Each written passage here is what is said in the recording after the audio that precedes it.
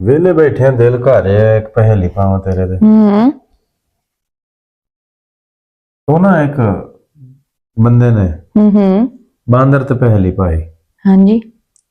एक साइड ते उन्हें रख दिता जरा 200 रुपया, हो बई साइड ते रख दिते उन्हें 2 किलो दर्जन। जेड़ा बांदर सी ना जरा एक पासे 200 रुपया, एक एक पासे साइड ते 2 दर्जन केले। केले। वो बांदर तो उन्हें बंदे ने आख्या बांदर नु के दासा की लेगा। बांदर ने केले चुके हो गया 200 रुपया लेंदा, ओ बाजार जाना पैंदा, जाके उन्हें केले लेके आने पैंदे, फिर जाके खांदा। बिल्कुल शाट वे ते अच्छा अच्छी गल है ना, मतलब उन्हें अपने वास्ते चंगा एक साइड ते 1 करोड़ रुपया जरा पे होवे ते बई साइड ते दसो दिमाग पे होवे, तो तुसी की चुकोगे? डेफिनेटली अकल वाली गल है, मैं दिमाग चुकांगी। हाँ एक गल तो सही की, बस आही पूछना सी।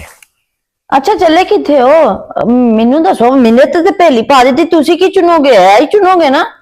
नहीं नहीं मैं नहीं चुनागा। मैं तो 1 करोड़ रुपया लवांगा। क्यों?